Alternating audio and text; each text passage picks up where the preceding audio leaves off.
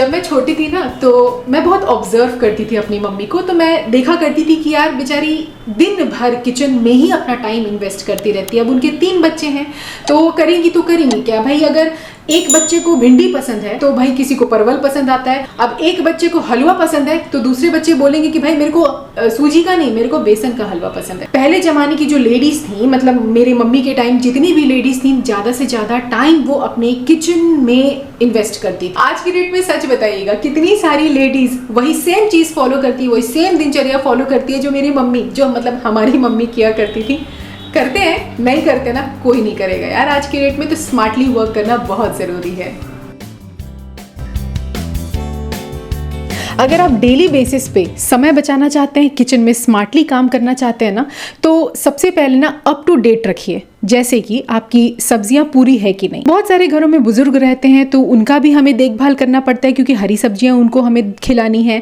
बच्चे हैं तो उनको हमें हरी सब्जियां खिलानी है, भाई अपने को भी खाना है। हमें से बहुत सारी लेडीज है ना जो ऑफिस जाती हैं, तो एक काम आप जरूर कर लीजिए, जब आपको लगे कि आपके फ्रिज में सब्जी नहीं है तो आप ना जाने के पहले उसको नोट करके रख लीजिए कि किन किन सब्जियों की आपकी रिक्वायरमेंट है। जब आप रिटर्न आते हो ना तो थोड़ा सा टाइम आप ना एक बारी मंडी जा करके सब्जी खरीदने में जरूर लगाइएगा। आप देखना एक चीज जरूर यहाँ पे नोटिस कीजिएगा कि जब आप ये काम करोगे ना, हर दिन जो आप ना सब्जी खरीदने में लगाते हो ना पैसे, वही काम वीकली बेसिस पे करने पे बहुत ही कम खर्च होता है। तो इसीलिए कोशिश कीजिए हर दिन सब्जी जा करके परचेज करने से अच्छा है कि एक ही बार लिस्ट बना करके चली जाइए, सारी सब्जी उठा करके ले आइए और फिर उसका रिकॉर्ड आप जरूर मेंटेन करके रखिए और मंथ के एंड पे एक बारी टैली जरूर कराइएगा। आप देखना कि आपका सेविंग बहुत होता है। भाई देखिए, मेरा ये पर्सनल एक्सपीरियंस है तो मुझे लगा कि आप लोगों से ये चीज शेयर कर देनी चाहिए।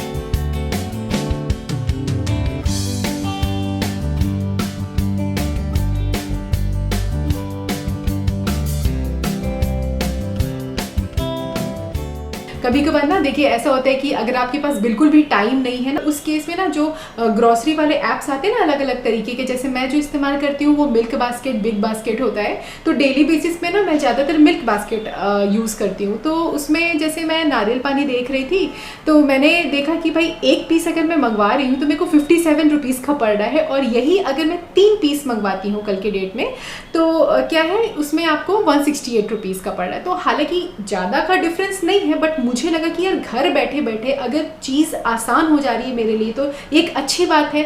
अब यही अगर मैं नारियल पानी लेने जाऊंगी ना सब्जी मंडी या कहीं पे भी रोड साइड जहाँ पे भैया लोग लगाते हैं, तो एक पीस आई थिंक 62 रुपीज़ या 65 रुपीज़ का। लेकिन देखिए घर बैठे बैठे अगर सेम रेट पे भी आता है, एक तो आपका मेहनत भी बच जाता है, लेकिन यहाँ पे ऐप के थ्रू अगर आप कोई भी चीज़ें मंगवाते हो ना तो कभी कभार सेल आ जाते हैं। जैसे अभी विंटर का टाइम अब चालू हो गया है तो बहुत कम लोग नारियल पानी पीना प्रेफर करते हैं, तो उस केस में जैसे स्टॉक क्लियरेंस सेल जैसे होता है ना, उस तरीके से ये लोग चालू कर देते हैं सेल करना।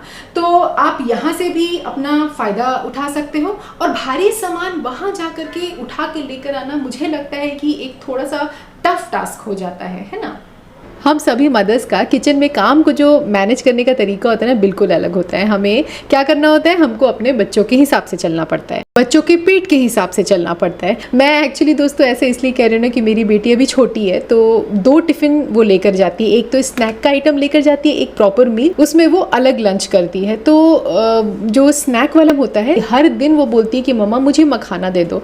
तो अब मेरे को भी एक अजीब सा फील होता है कि यार हर दिन एक ही चीज़ देंगे, अब उसका पेट भी यूज टू हो जाएगा, उसका दिमाग भी यूज टू हो जाएगा। तो मैंने कुछ अलग तरीके का सोच रखा था इस बार करने के लिए। मखाना तो देखिए नो डाउट हेल्दी होता है, तो उसको बस एक अलग सा मतलब स्वीट जो टेस्ट होता है ना, बस वो मैं थोड़ा सा सोच रही थी चेंज करने का। तो इसमें मैंने क्या कर दिया, इसमें मैंने गुड़ हल्का सा डाल दिया है, सफ़ेद वाले तिल मेरे पास रखे हुए थे वो मैंने लगा करके बहुत ही अच्छा सा जो स्नैक आइटम है वो मैंने रेडी कर दिया है। देखिए अब उसको पसंद भी आ रहा है, वो खा भी रही है। ये सिर्फ ना बच्चों के लिए नहीं, अगर आपके घर में बुजुर्ग है ना जिनके स्वीट टूथ है तो उनको भी मन करता है मीठा खाने का कभी कभार, तो ये मीठा आप उनको भी परोस सकते हैं। ये बिल्कुल रेडी टू ईट वाला आइटम हो जाता है। तो मैं इसी तरीके से एक दो और करके रख देती हूँ। जैसे कभी कभार पोहा हो गया, उसको मैं गर्म करके फ्राई करके रख लेती हूँ, उसमें थोड़ा सा मिक्सचर वगैरह डाल देती हूँ, स्प्राउट्स वगैरह डाल देती हूँ। सारी चीज़ें मेरे पास हैंडी रहता है, नाश्ते में देना पड़ता है या स्नैक्स में जब कभी भी वो शाम को 4 बजे मांगती है तो उसमें स्प्राउट्स वगैरह डाल करके मैं उसको दे देती हूँ। तो इसमें देखिए अपना बिल्कुल भी टाइम नहीं जाता है, प्लस एक हेल्दी हैबिट हम अपने बच्चों में बिल्ड कर लेते हैं। अगर स्नैक्स भी कभी पसंद करती है अपार्ट फ्रॉम टिफिन, घर में भी अगर वो खाना चाहे, एक हेल्दी हैबिट भी हम बिल्डअप कर रहे हैं। और साथ ही साथ जो वो बाहर का इंस्टेंट वाला जो मीठा होता है ना, उससे तो मैं कोसों दूर ही रहती हूँ। और मैं कोशिश करती हूँ कि घर का जितना हो सके मैं अपनी बिटिया को आदत करवाऊँ वो यही चीज़ खाए। एक आध रेसिपी और मेरे को कमेंट करके बता दीजिएगा, मैं घर पे ट्राई करूँगी, बनाऊँगी, उसको पसंद आएगा तो डेफिनेटली उसको टिफिन में भी दूंगी और घर में भी दूंगी।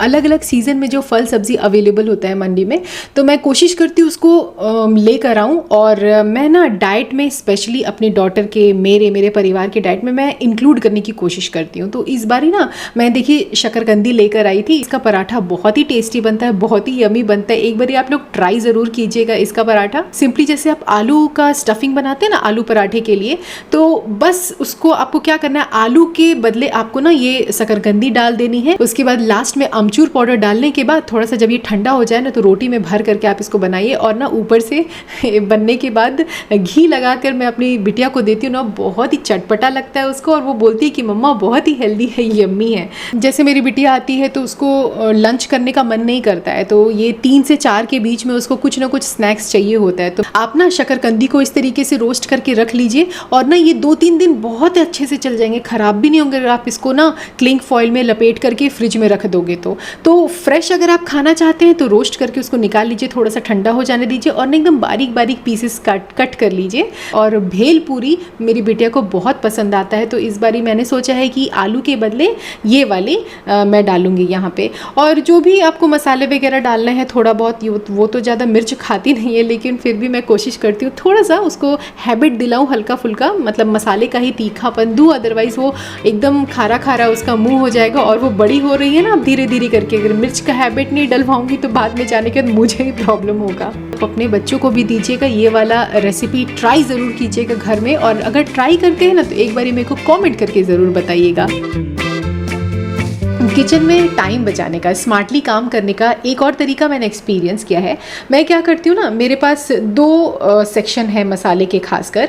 एक तो मैं स्टॉक में रखती हूँ जो डेली बेसिस पे यूज़ नहीं होता है, तो ऐसे जो पतले वाले मेरे पास कैबिनेट है ना, इसी में यहाँ पे अलग तरीके से मैं इसको स्टॉक करके रख देती हूँ। बाकी जो काउंटर टॉप के ऊपर आप यहाँ पे बाएं साइड देख रहे हो, यहाँ पे डेली बेसिस में क्या क्या चीज़ें यूज़ होती है वो सारी चीज़ें मैंने यहाँ पे रखा हुआ है। जब कभी भी मुझे लगता है कि जीरा खत्म हो गया है या नमक खत्म हो गया है, तो मैं ना न्यू स्टॉक से नहीं निकालती हूँ, जो मैंने यहाँ पे नीचे रखा हुआ ना उसी को मैं यहाँ पे पलट लेती हूँ। एक तो मेरा काम भी आसान हो जाता है, प्लस मेरे को झुक करके बड़े कैबिनेट से निकालने की जरूरत नहीं पड़ती है जहाँ पे मैं स्टॉक करके रखी हुई हूँ चीज़ें।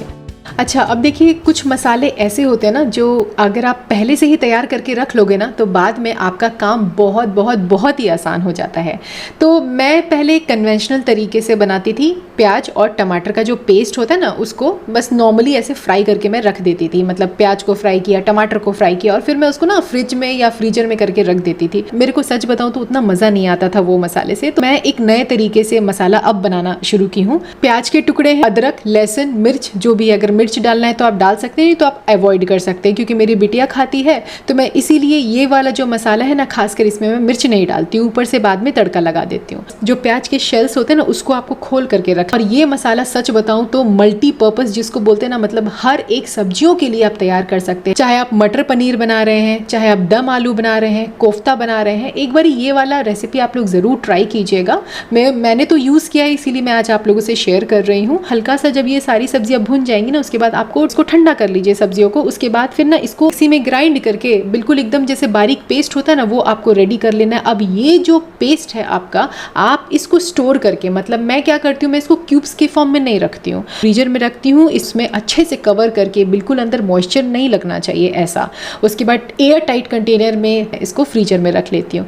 नेक्स्ट टाइम जब मुझे लगता है कि भाई कोई गेस्ट आ गए हैं या मेरे को क्विक स्नैकिंग की ज़रूरत है, पनीर मेरे पास बना पड़ा हुआ है, हल्का सा फ्राई कर लीजिए और ये जो मसाले हैं ना बस इसी में आप डाल दीजिए। अब आपको देखिए भुनने की भी ज़रूरत नहीं पड़ेगी, सिर्फ आपको मसाले डालने हैं क्योंकि हमने इसमें मसाला ऐड नहीं किया था। तो आप जो भी मसाला इसमें डालना चाहो आप इसमें डाल सकते हो। ज़्यादातर मैं ना सब्जी मसाला लेती हूँ और MDH का ये सब्जी मसाला है मेरे पास, तो इसको डालने के बाद हल्का सा मैं फ्राई कर लूँगी। कसूरी मेथी है ना वो अपने को डाल देना है। और देखिए इतना टेस्टी लगता है, मैं सीरियसली बता रही हूँ, ये वाला तो रेसिपी आपको ट्राई करना बनता है।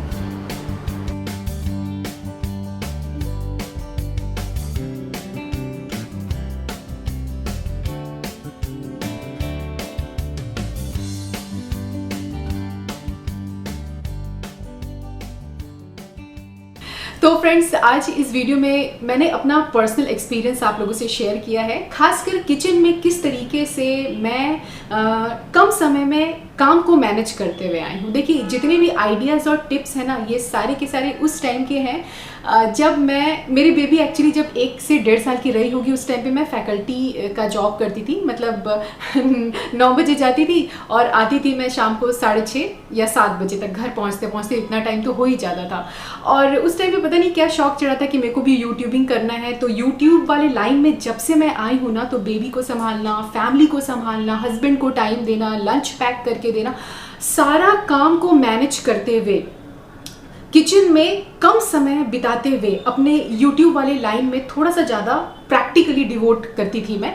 तो उस टाइम से जो मैं रिगरियसली चीज़ों को फॉलो करते हुए आई हूँ, आज एज अ पर्सनल मतलब फ्रेंड के तरीके सोचा कि आज आप लोगों से ये चीज़ें शेयर कर दूँ। तो देखिए अगर आप लोगों को इसमें से जितने भी टिप्स आइडियाज़ मैंने आप लोगों से शेयर किए ना, अगर थोड़ा बहुत भी हेल्पफुल लगा होगा ना, तो प्लीज़ एक लाइक तो ज़रूर कर दीजिएगा।